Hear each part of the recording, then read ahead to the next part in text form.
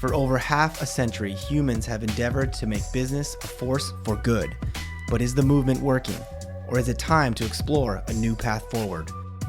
Welcome to Less Talk, More Action. We are your hosts, Joel Caesar and Owen Barrett, experts in clean energy, net zero real estate, decarbonization, and entrepreneurship. In each episode, we ask provocative questions and share stories from the front lines of sustainability with leaders in science, tech, and business taking real action to design a cleaner, better future. Thanks for joining the conversation. Now, let's get to work. Welcome to Less Talk, More Action podcast. My name is Joel Caesar, the world's undisputed voice, building decarbonization. Joining me as always is Owen Barrett, the founder and CEO of America's fastest growing solar company. Today's guests, Milene Pardo Figueroa, the founder and CEO of MazeWorks, a company helping organizations navigate the complexities of sustainability, climate strategy, and the energy transition. You and I will be totally honest, texted before this show being like, oh, how did we get to a sustainability consultant? Because sometimes we can be critical of that world. But then as she started talking and I was like looking at her LinkedIn I was like, oh, I remember. She's different. She's kind of unique. She's cool. She's action oriented. So she didn't disappoint. What'd you think? No, yeah, I think she's a breath of fresh air. She's, action-oriented, project-oriented sustainability consultant, which I think is different than most and needed more than most. Yeah. And I think we got to a nice, fun little angle on her effectiveness as a LinkedIn content creator and just being honest and open and taking provocative takes and how that's worked for her. So I think that's actually kind of good lessons learned for our audience, especially all the other founders out there looking for ways to get their company. Yeah. Okay, but before we dive into all that with Milene, let's reintroduce a recurring segment apparently where we take shots at Anthropic, who's now the world's most important company. So I know you chimed into my LinkedIn post, but I saw a few articles, a few LinkedIn posts, everyone in the climate nerd world celebrating Anthropic and Google and others, or Anthropic joining Google and others on this new $900 million investment in carbon removals. And again, the climate world's like, yay, it's still here. Carbon removals, we're back. It's all, look at everyone's still investing, the big tech companies. And I just posted like, really, Anthropic, the first freaking effing thing you do with your sustainability strategy that anyone has ever heard of is join the stupid carbon removal chorus. So I got more to add, but let's let you weigh in first. I mean, without sounding like a broken record, I would prefer them to do nothing than do this. Yeah, me too. I just feel like it's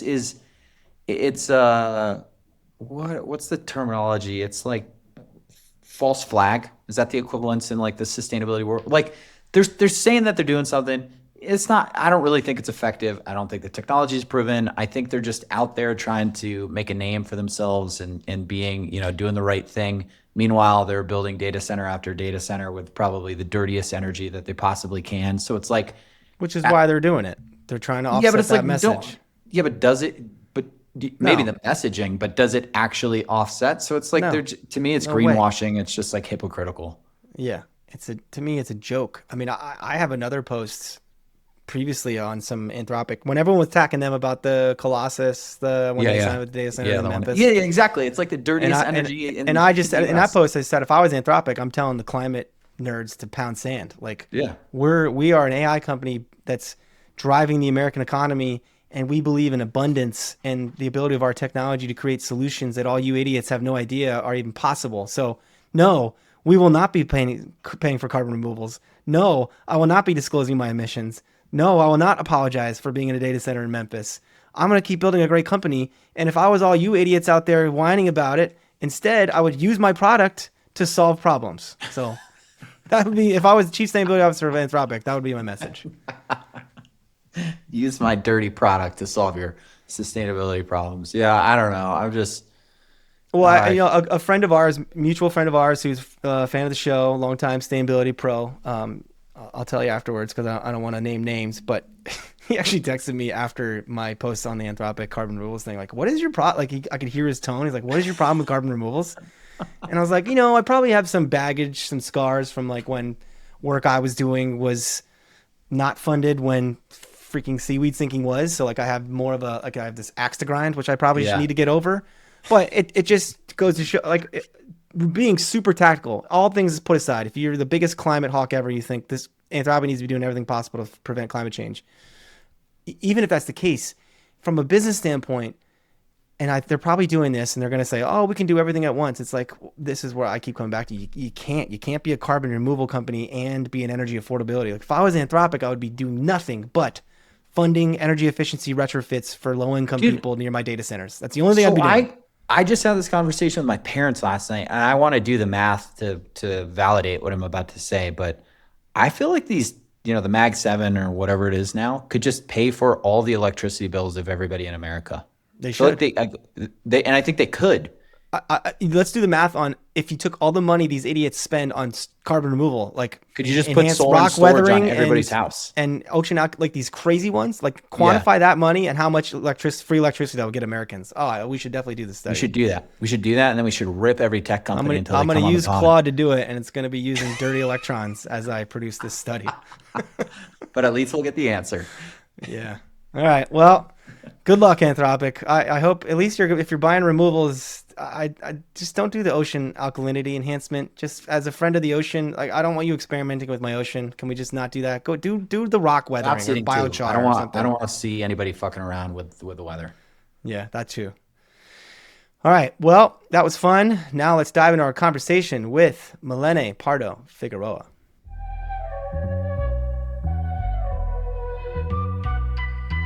Joining us today is Milene Pardo Figueroa, founder and CEO of MazeWorks, a company helping organizations navigate the complexities of sustainability, climate strategy, and the energy transition. Milene brings a unique blend of expertise spanning engineering, business strategy, and sustainability leadership. Throughout her career, she has worked with companies across industries to translate ambitious climate goals into practical action, helping organizations identify opportunities for innovation, resilience, and long-term value creation. Through MazeWorks, she is empowering leaders to navigate an increasingly complex sustainability landscape while building businesses that are both profitable and future-ready. So, Milene, welcome to Let's Talk More Action. Yeah, thank you so much. Super excited to be here.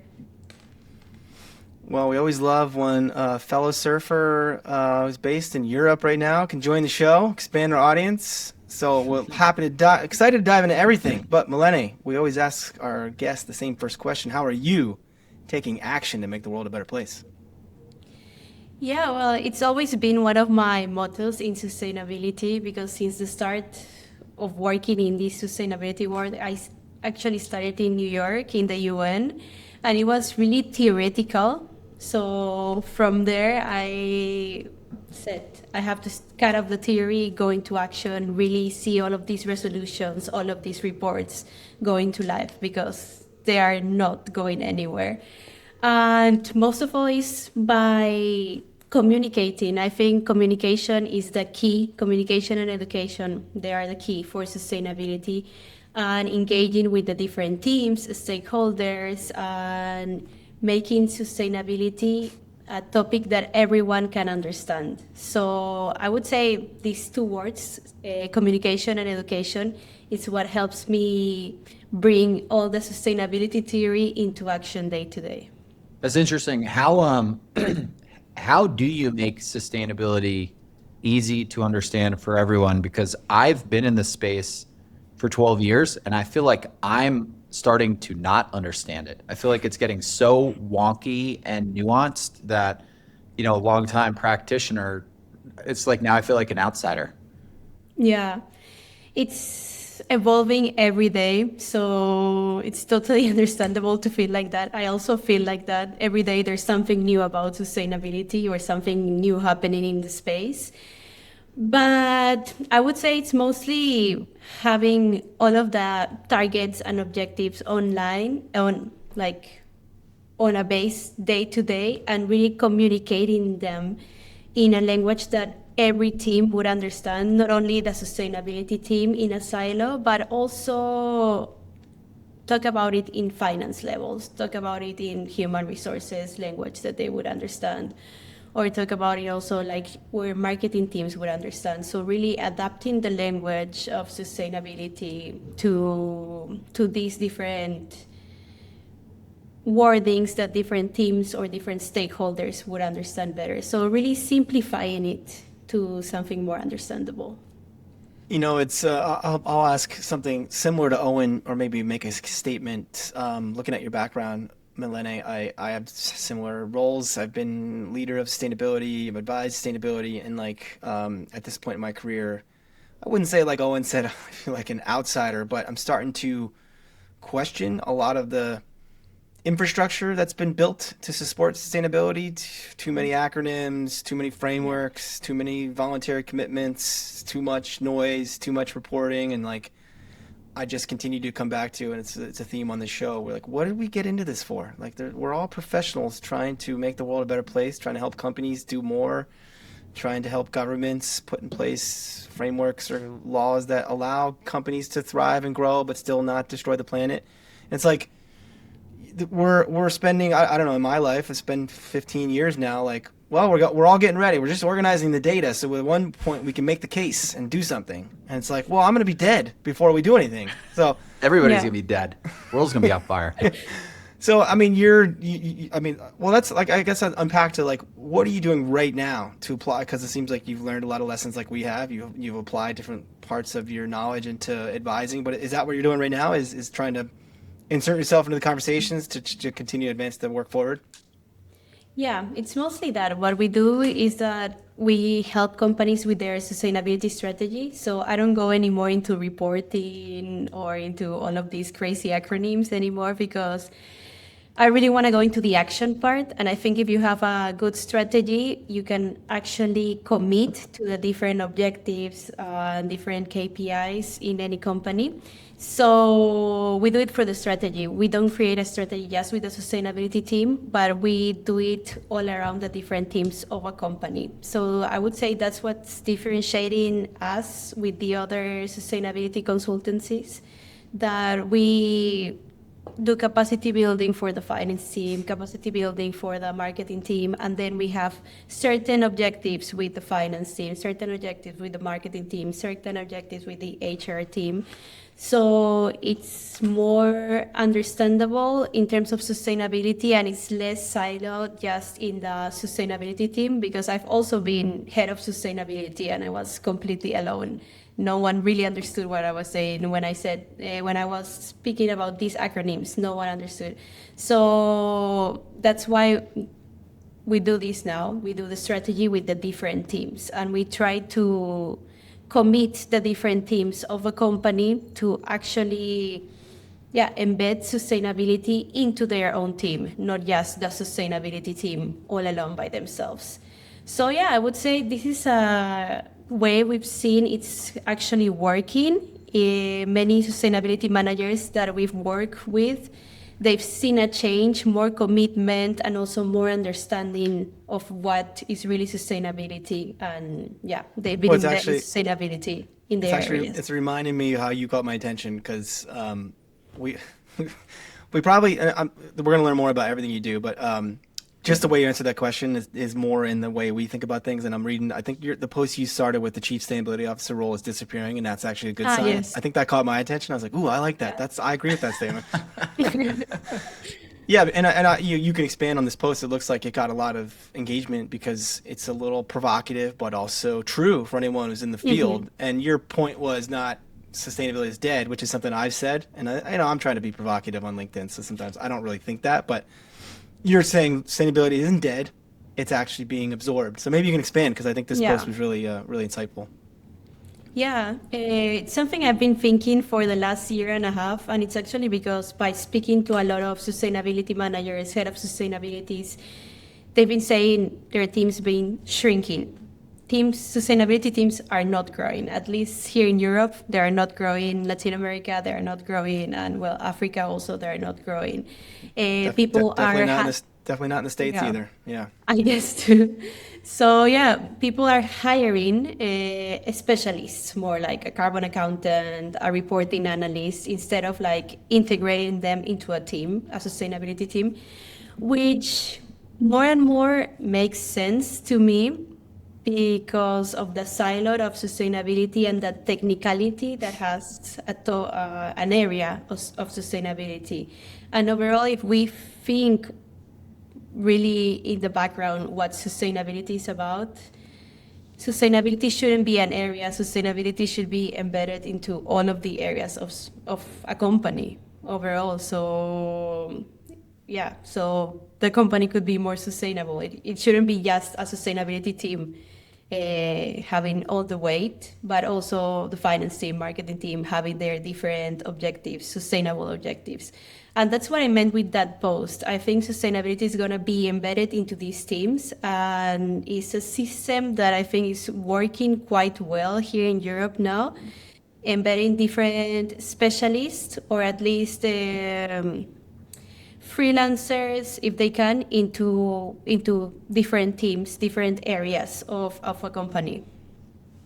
One of the things that we've talked about a lot is the branding challenges of sustainability.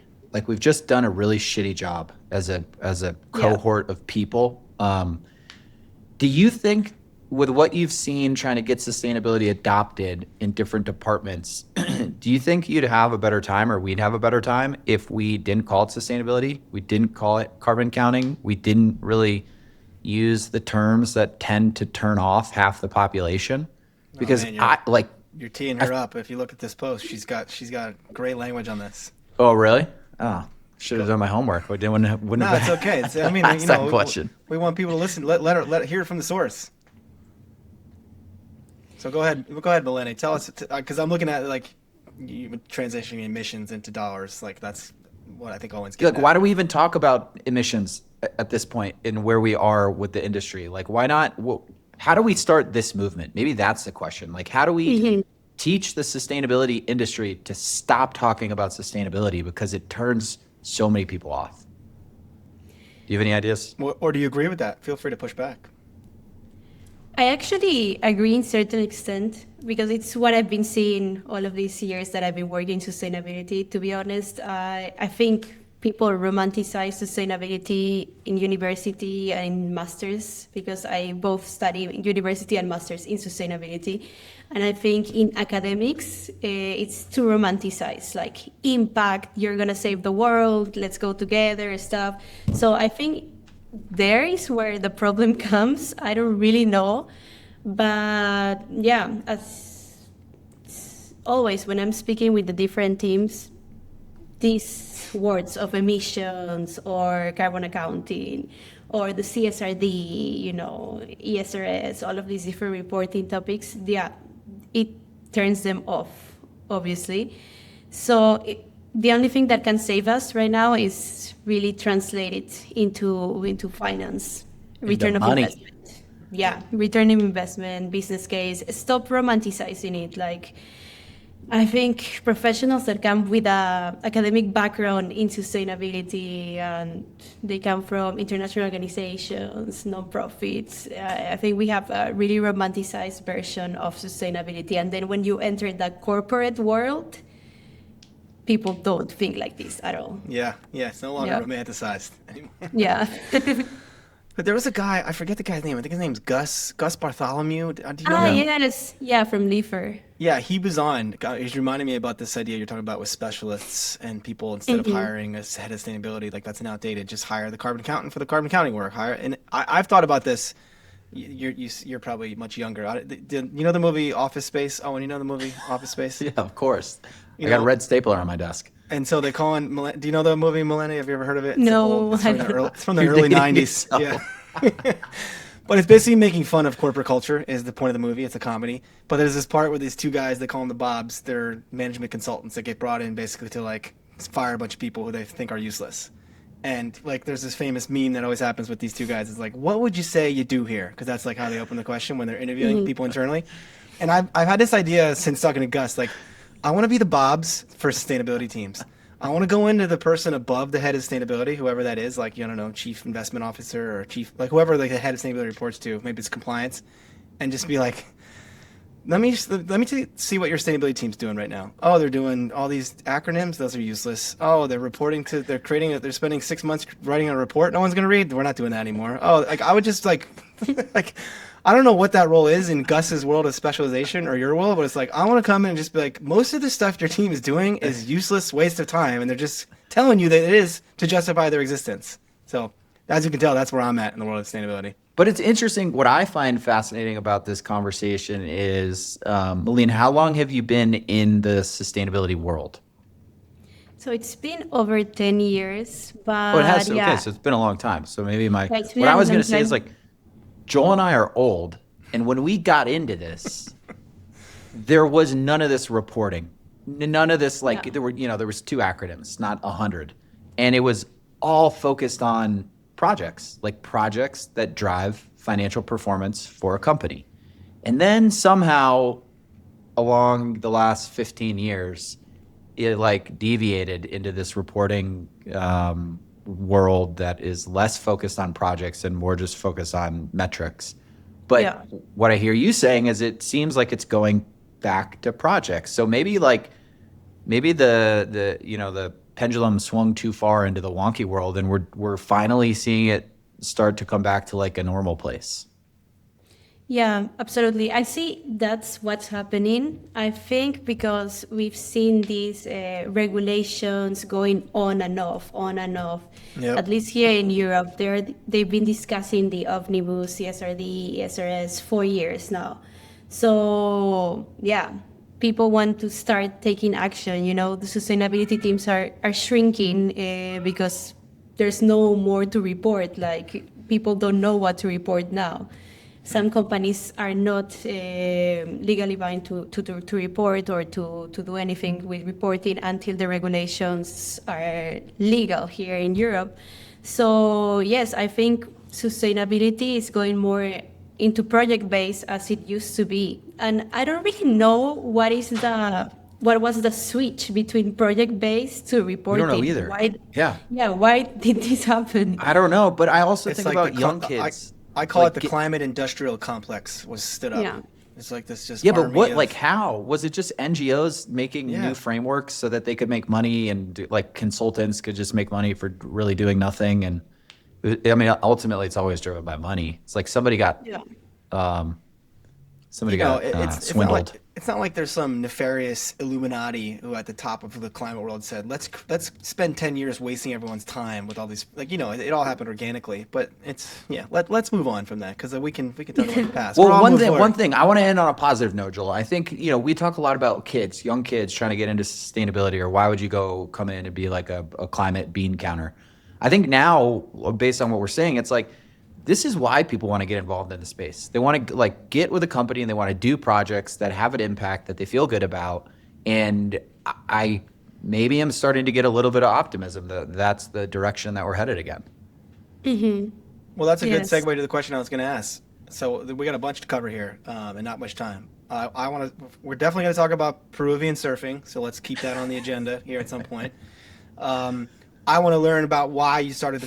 Maybe let's do that right now. Let's transition to Milena. You might hear on the podcast, we like to talk about everything we're talking about now: actual sustainability solutions, strategies, what your company's doing, and let's learn more about that. But also the entrepreneurial journey. It's like you're a founder. Well, so like let's start there, and then maybe we can get into more what your company's doing now. But tell us a story. What made you decide? Looks like you started this company in June, or at least in launch in June. I'm going to Yeah. start my own thing, and this is I'm motivated to do this now. Yeah, it's actually because action. I wanted action. I wanted something that really took the theory into action and real results on sustainability. Because yeah, my background comes. So I started sustainability in international organizations. So it was really bureaucratic, really like networking in the UN. You don't really see any action. It's just conference after conference. After that, I was like, how do I take these resolutions into actions? So I was like, okay, let's do an NGO.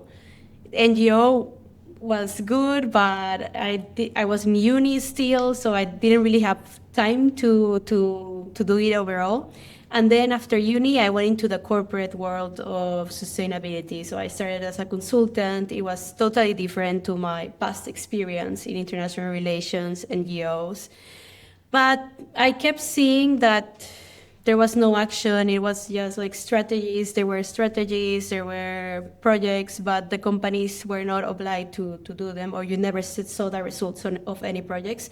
So I was like, okay, so maybe let's go in-house. Let's see if in-house I can make something happen. I can see the results of something. So yeah, I went to South Africa, to Cape Town, and I work for a company there as a head of sustainability. And it was quite a challenge because I was the only one on the team. So yeah, I had to explain sustainability from scratch, really fight for the budgets. So yeah, I could see more of this action going on, but not at the results that I wanted to. So yeah, after that, I was like, maybe it's time to do something by myself. Maybe that's the answer. Maybe that's how I get everything in my hands and finally take all of this theory of sustainability, all of these projects into action and really see the results. Did you get any surfing in down there in South Africa? Yeah, actually in Jeffreys Bay. Yeah. Ooh, Yeah. Wow. been on We my were the list. sponsors of Jeffreys Bay because it's called Seal and Gear, so it's Yeah, like I'm on it. Yeah, Patagonia. I'm on this Yeah, you know website. it? Well, I don't, but it looks cool. Yeah. Yeah, it's really They cool. have a marketing campaign right now called Rad Dad, which must be for Father's Yeah, Day coming up. Yeah.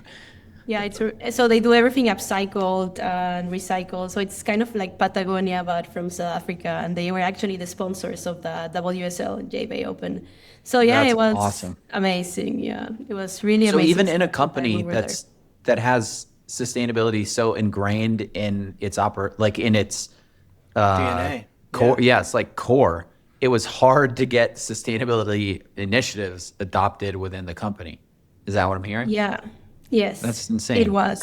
It actually was. Because it was mainly me and the founder that were really pro sustainability, but then there was the CEO that wanted to see all the numbers and didn't believe quite in sustainability.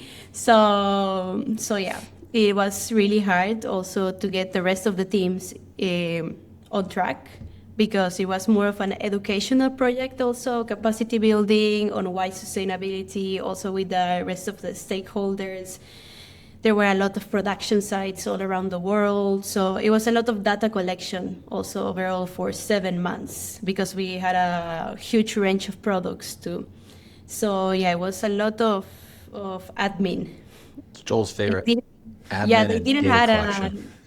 a sustainability team before. So I was the first one going there as a Yeah. sustainability manager. So yeah, Cool. great experience though. And great Yeah. brand. I'm I'm still a sure. fan of the brand. Yeah, it looks cool. Yeah. Well, I don't usually, this is not a topic we usually go for, but I think it's interesting the way I discovered you. And if you're looking at your content on LinkedIn, it's definitely interesting and you seem pretty prolific. So again, it's a little bit out of left field, but like, what's any advice for other founders, young consulting, especially founders, like trying to elevate out of the noise in this industry? So if I'm looking for a sustainability consultant, like, look, I met you because you had sort of a provocative LinkedIn take. Like, what's the media strategy you're taking to try to get awareness of your unique ideas? Yeah, just be true, like really saying what you think actually. Don't be afraid to say it. And yeah, don't hide anything. I'm really open on sustainability on the field, how it looks working from inside, what it takes working from inside. I really like people to see the reality from sustainability because I think it really links to the topic we were talking before. Yeah, sustainability. It's like a bubble that people think we're just hugging trees or like doing the recycling and stuff, but it's not really that. Like most of sustainability jobs are admin jobs and not Yeah. a lot of people know that. So yeah, that's what I decided to do on my LinkedIn. I didn't find someone like this, so I was like, okay, let's go and do it and just like show what a really day to day on sustainability looks like. Joel, it's an interesting question because it seems like it would be hard to stand out, but actually all you have to do is like not follow the masses down the reporting like Yeah, yeah. tunnel. Yes. All you have to do is like go back to how it started and you'll instantly stand out because Yeah. that's not what anybody talks about. What I'll say Yeah. too about her content caught catching my attention, and just like what she just described as being real and being open and like using LinkedIn. This is a format for us to have global conversations with each other as professionals, and a lot of people are reluctant or worried about saying the wrong thing. And Hmm. sometimes people ask me like, especially because I can be a little bit of an asshole with some of my content. Like, are you ever worried about what you might say? And I don't know, maybe as you just get older, I'm like, if someone doesn't like what I say, then they don't have to work with me. Like, Yeah. I'll find enough people that do like what I say. And I think, Owen, you've even kind of leaned this way. I've encouraged you since you've been a founder, like, do what I think you are doing on LinkedIn, speak more frankly about your life and your theories and how you want to run business. And like, that's where we are in 2026. People want real content from real people being honest and open and building their companies in public. In the world of AI slop and everything curated content, like, it's all noise unless it's coming out of your mouth and is unique. So I think you guys are both founders. I'm not. It's something I would do if I was, though. It's just like this honest, constant, here's what I'm building, here's what I think. It's the best way to market, I think. But it's a lesson too that it takes a while to learn it, that you don't need everybody to like you, and you shouldn't care. Like, I think it's more important to have like a hardcore base of 20% and have 80% either like neutral or dislike me than trying to appease everybody, and then you just sort of sugarcoat everything. And you sound like everybody else then. Yeah. Sound like everybody else, yeah. Yeah, 100%. And yeah, maybe that's what happened to the sustainability industry. They try to sound like everybody else, and that's why we ended up reporting like every other team, maybe. Well, I'll say, and maybe this is a good segue. We only have a couple of questions left, but I sometimes get asked, like, hey, I need a new sustainability consultant. I'm bored, or I was working with this person, but now they just passed me off to their junior level person, and that person doesn't have good ideas. So sometimes, like, in my network, I get asked, like, who would you hire as a sustainability consultant right now? And I don't know if you're looking to work in the States, Milene, but now I'm going to say, well, I met this wonderful woman on my podcast who's got new ideas and speaks honestly and has worked in like, now you're going to be my recommendation just because, you said something differently, and not like, my recommendation's worth a ton, but I think it's just a lesson learned, as Owen's saying, like, to everyone out there, and it sounds like you're already living this, like, speak to your truth, and then long term, that'll be what's best for your business. Yeah. Yes, 100%. Well, let's okay. My one last question, and before we get to the very last question, I think we've danced around this a little bit, but tell us, like, exactly what you're doing now. You're trying to advise big companies. Who's the ideal customer? Who would be your dream to work with, or what's the future of the company? Tell us everything about what you're doing. Yeah, so we mainly do strategies and capacity building for companies. It's mainly mid-sized companies to enterprise companies. And yeah, the more the better. I don't really have a dream client because I think by helping everyone, it's how sustainability is going to be democratized overall in companies. But yeah, what we do is capacity building. First, build the strategy, capacity building with the different teams, and then we build the whole strategy from all of us, not only the sustainability team. And we're not just external advisors. So we go really into the core of the company. So that's mainly what we do. And yeah, time to time, we also do B2C, so mentorship to sustainability professionals.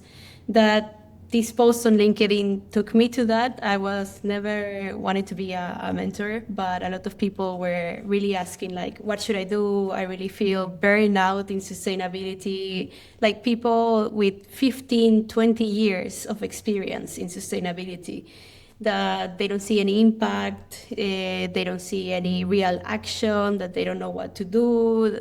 So we also do this B2C to sustainable professionals, yeah.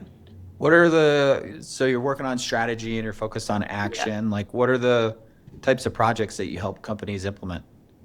So it's mostly the whole strategy. So it's creating the sustainability area, but not just as an area. So it's mostly doing different KPIs, objectives to the different teams on how they can integrate sustainability, for example, in the finance team, sustainability in the marketing team, sustainability in human resources. So it's most like a chain, I would say, and it really depends on the company and in which state in sustainability they are at now.